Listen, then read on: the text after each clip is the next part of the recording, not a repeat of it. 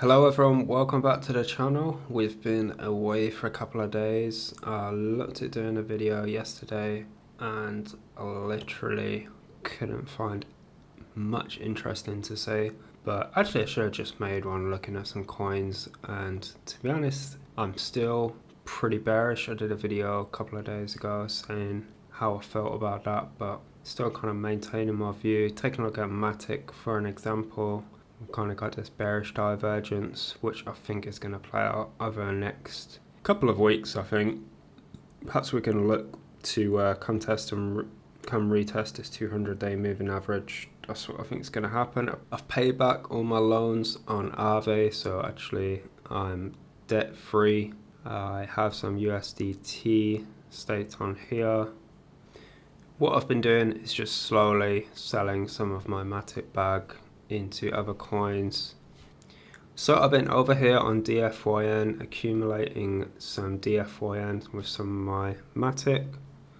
We'll just go ahead and sell, buy some more today. We'll take a look at the chart in a moment.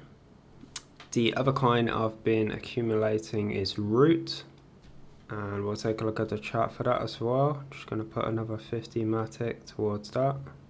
So I think my strategy going forward is looking to DCA by the downtrend.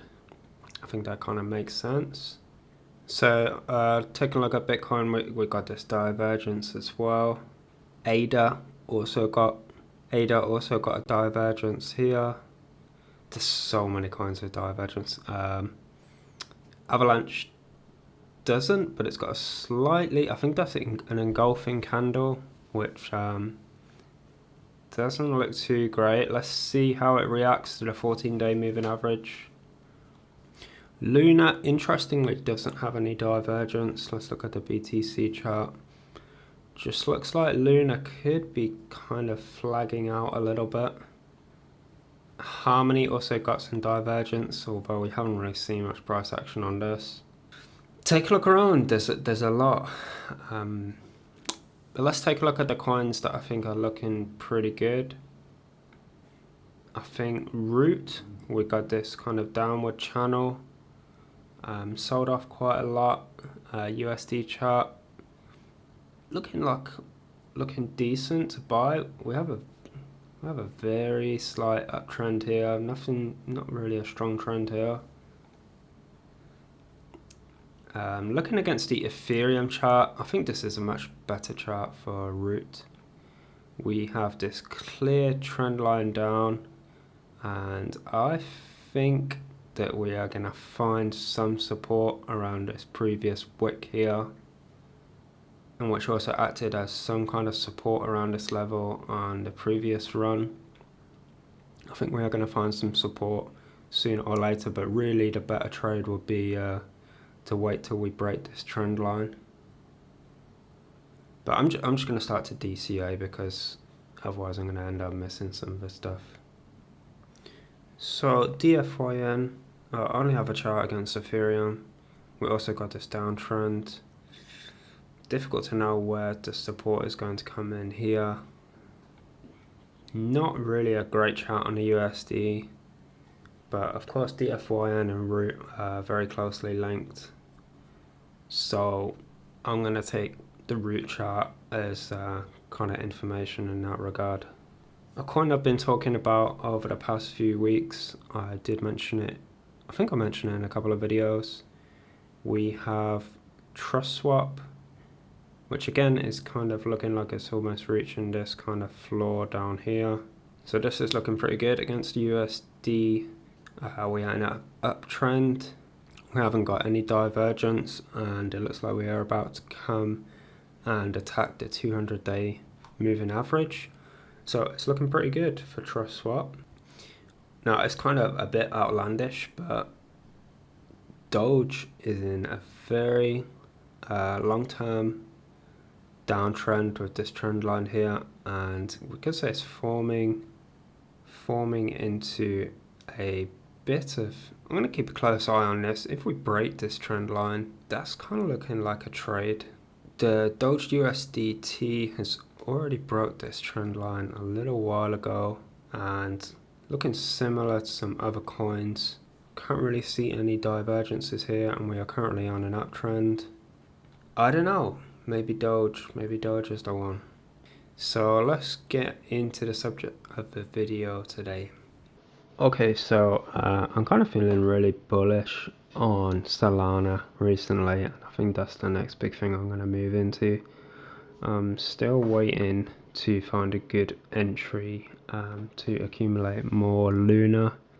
I'm also trying to find a good entry to accumulate more Solana as well, but what I have, I'm going to try to use, and I'm thinking about moving some of my stablecoin pool over here.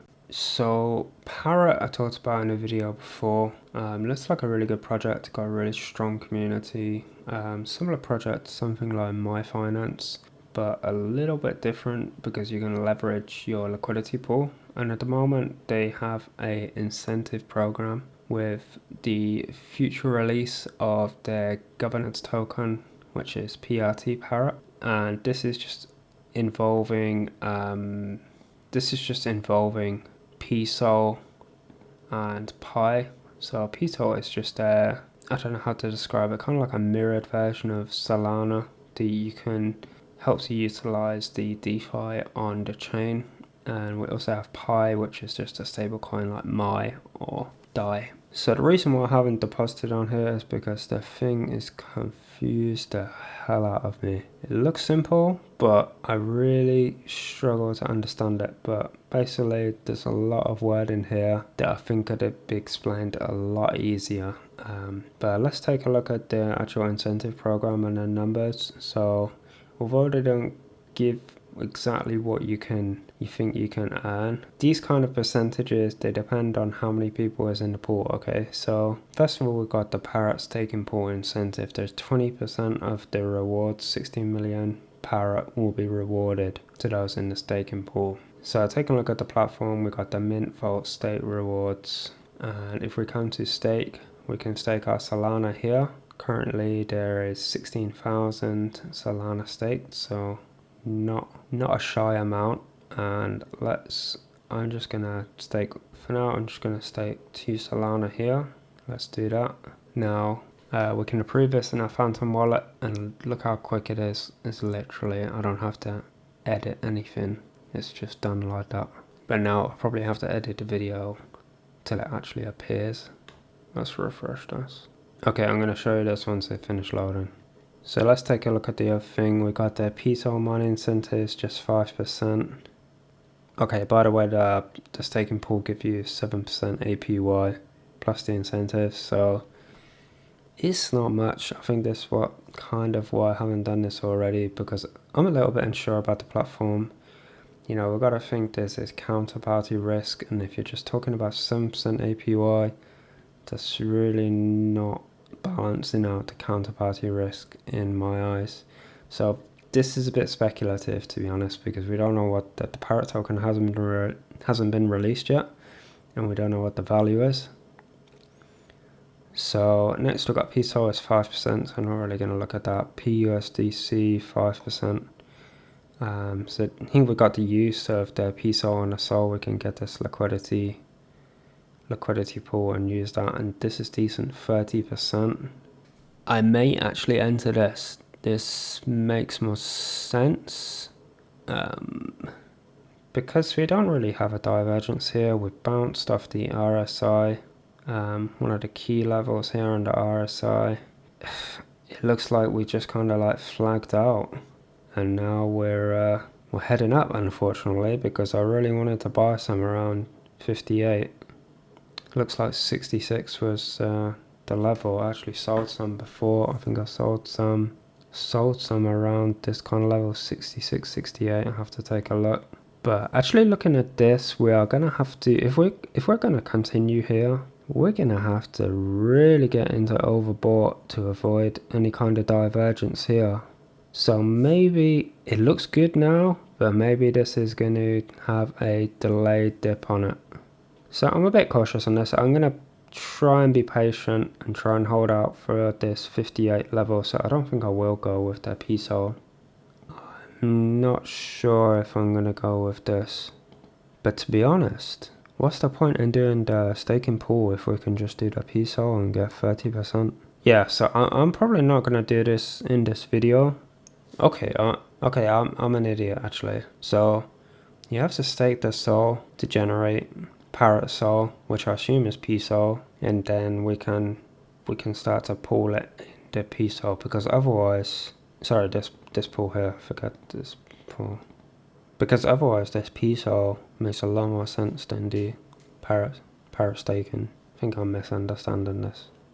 So the other one which I'm looking at is the stable swap liquidity incentive worth 30% to become a LP on stable swap pool that includes Pi. So the current options we got USD Pi Earn and USD Pi or USDT Pi.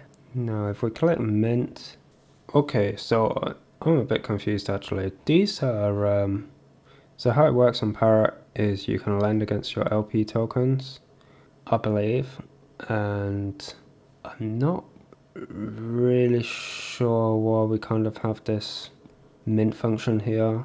How this is really functioning, I think is still in progress.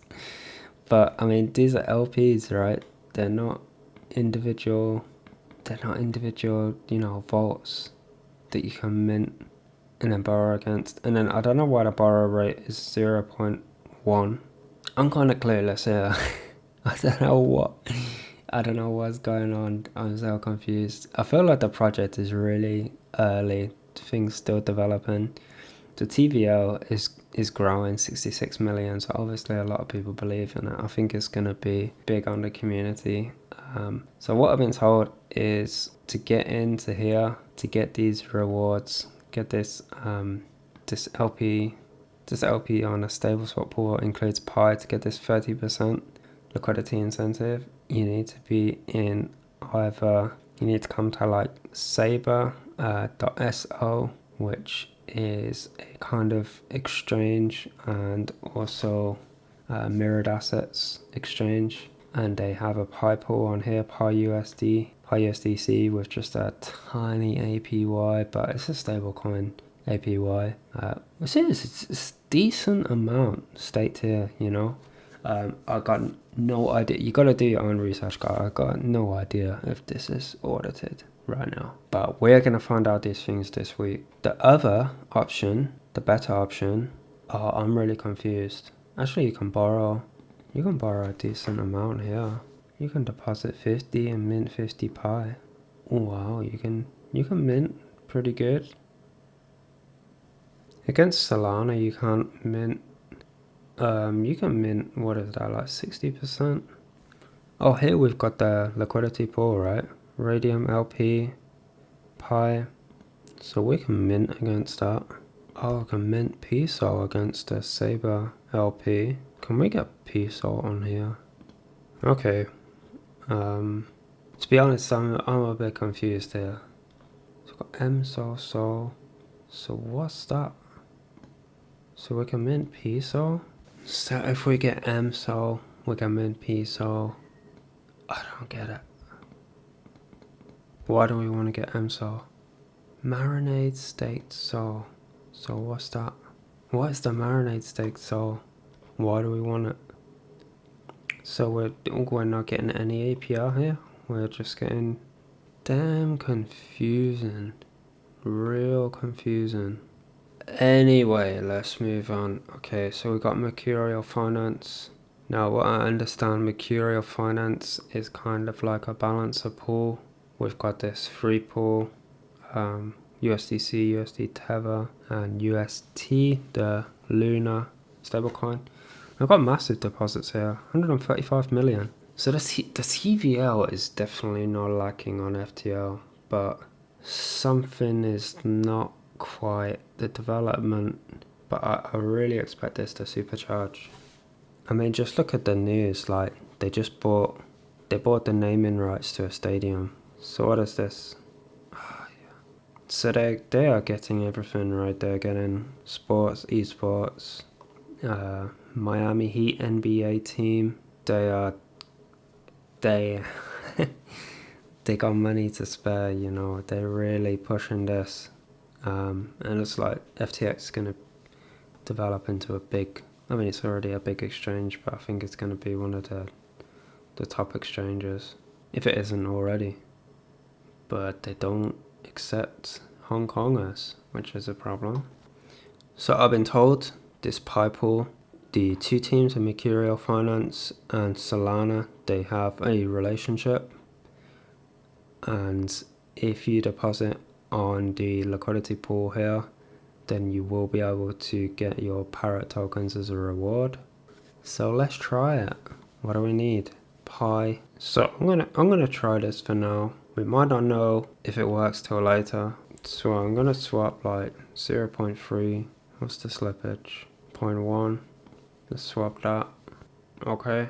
And now we want USDC, right? I don't know why I said I failed. I'm thinking if this works out nicely, then I might as well move my stuff from Aave. What am I getting here? Like 9%. So we can triple those rewards. But I think I need to be careful with this. Well, I heard this Explorer is really difficult to follow. So I'm just checking the transaction. I can't see what's going on here. Let's try again. So the Explorer sucks, basically. Okay, that's done. Now we just need the USDT. And I'll come back to you when this is done. Right, we're all good. How do we deposit? Okay, so we got 25, 25, 25. Okay, confirm a deposit. All good. So here we can see the APR breakdown. Like I was talking about before, we got 25%.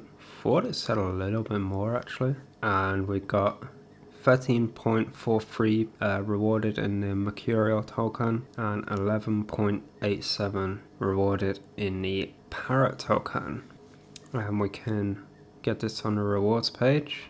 Let's take a look. And we got interaction with Parrot Finance as well. Parrot Finance got some interaction with Parrot. Forget what Acumen is. Nothing appeared yet. So that's it, I think. We also got some lending markets, 5%, pie trading pairs. Here we got this interaction with Port, pie P-Sold leverage farming on Soul Farm. Haven't looked at Frankium or Solyard. And the fledgling incentives will be vested over 3 months. So take a look, guys, see what you think.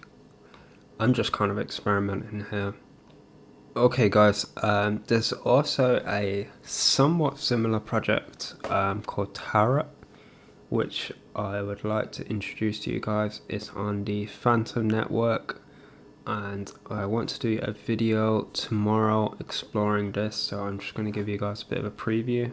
So Tarot is also a lending platform where you can lend against your liquidity pools and also do some leveraged farming. So let's take a quick look. So we can just take a quick skim over this Medium article. Terra is a decentralized lending protocol for liquidity provider LPs to leverage the LP tokens for enhanced yield farming and staking rewards. The core contracts of a Terra protocol consist of the factory and deployers for lending pools, constituents, parts, borrowables, and collateral. Anyone can create a new lending pool via the factory in permissionless manner. All lending pools are isolated. If borrower is liquidated in one lending pool, other lending pools are not affected. So here we have the lend. Lenders participate in the Tarot protocol by depositing tokens into a lending pool. In exchange, they receive Bittrex tokens, which can be redeemed for the original deposit plus accrued interest. So the idea is that you can use this Bittrex as a token of what you deposited, and then you can use this to leverage, or you can use it to expand your yield, if that makes sense. Borrowers deposit LP tokens into a lending pool as collateral and receive C Tarot tokens. With adequate collateral, borrowers can take out loans and receive the underlying tokens or leverage their LP token positions for greater yield. Maybe I'm getting this mixed up slightly. This is talking about leveraging their LP tokens for greater yield over here.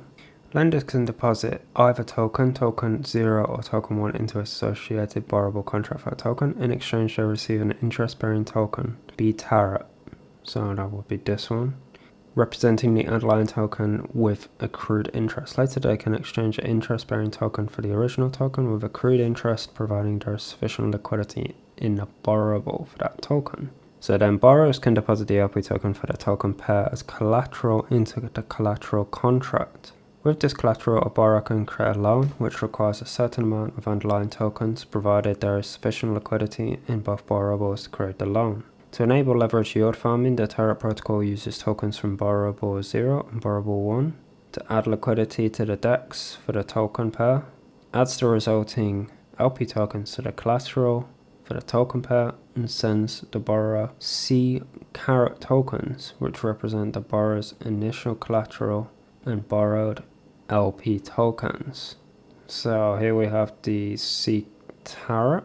C Tarot lending pools are comprised of borrowable tokens and collateral LP tokens.